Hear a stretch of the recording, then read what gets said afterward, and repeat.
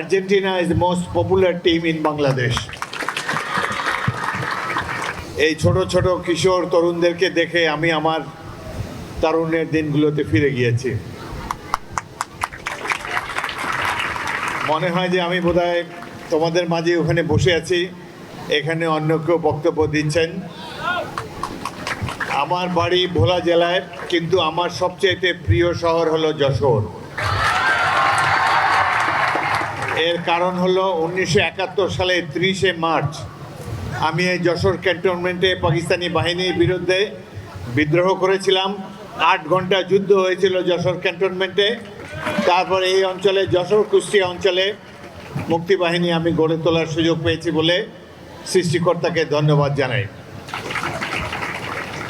পাকিস্তান সামরিক বাহিনীতে আমার প্রথম পোস্টিংই ছিল যশোর ক্যান্টনমেন্ট। 2.5 বছর যশোরে ছিলাম। অত চমৎকার স্মৃতি রয়েছে যশোরের সাথে। যার নামে ফুটবল একাডেমি, জনাব শামসুল হুদা, তিনি আমার অত্যন্ত প্রিয়ভাজন মুরব্বী ছিলেন। 36 বছর এই জেলা কমিটির সাধারণ সম্পাদক ছিলেন।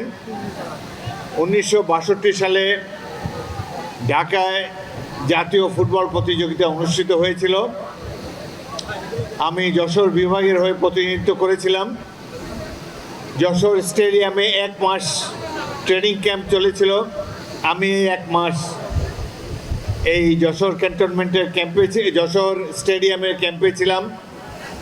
ক্যাম্প কমান্ডার ছিলেন জনাব আলমগীর, একজন বাস মালিক ছিলেন, এবং আমাদের খাওয়া দাওয়া অন্যান্য দেখাশোনা করতেন একজন উর্দু স্পিকিং জিলানি নাম। এরা অত্যন্ত ক্রিয়ামোদী মানুষ ছিলেন এবং সার্বিক দায়িত্বে জনাব শামসুল হুদা ছিলেন। আমি অত্যন্ত আনন্দিত যে তার নামে যশোরের স্টেডিয়ামটি করা হয়েছে। দীর্ঘদিন পরে তারই জামাতা নাসের শাহরিয়ার জাহিদি, তিনি যে উদ্যোগ গ্রহণ করেছেন ফুটবল একাডেমি স্থাপনের, বাংলাদেশের কোনো নজির নাই। আমি তাকে আন্তরিক অভিনন্দন জানাচ্ছি। বাংলাদেশে এই ধরনের 10 জন ক্রীড়ামোদী, 72 ঘন্টা ময়েশ্চার লক সমৃদ্ধ লিলি বডি ওয়াশ, শিয়া বাটারের গুডনেস স্কিন রিপেয়ার করে রাখে সফট ও গ্লোয়িং। এবং স্পন্সর যদি থাকতো তাহলে আমরা বোধহয় এখন ওয়ার্ল্ড কাপ খেলার কাছাকাছি চলে যেতে পারতাম।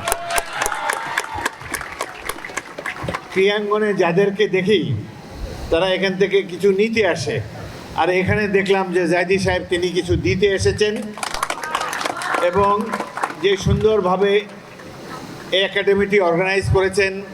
প্রতি বছর শিশু কিশোরদেরকে ট্রেনিং দিচ্ছেন। জাতীয় দলেও এখানকার খেলোয়াড়রা খেলেছে। এটি আমাদের সকলের জন্য গর্বের বিষয়। আমরা আশা করব জনাব শাহরিয়ার জাহিদি এই উদ্যোগ চালু রাখবেন, তার সন্তান এবং আত্মীয় স্বজনও এটাকে সাফল্য করবে, এটাকে সহায়তা করবেন বলে আশা করি। এত মনোমুগ্ধকর সবুজ বেষ্টনীর মধ্যে এত চমৎকার কতগুলো মাঠ, সুন্দর এই একাডেমি, এগুলো দেখে আমরা অত্যন্ত অভিভূত হয়েছি। তাকে আবারও কৃতজ্ঞতার ধন্যবাদ জানাই। For my friends from the international area, Argentina and Pakistan, I would like to thank them for being here this morning on a grand occasion. When Mr. Marcelo came to speak, I saw everybody was clapping. It shows that Argentina is the most popular team in Bangladesh. We wish them all success in the coming World Cup. Pakistan does not play in the World Cup. However, that is my team. I played 4 years for Pakistan. Played in Turkey, Iran, Burma. It was a good team those days. We have beaten teams like Saudi Arabia and Iraq in the international arena.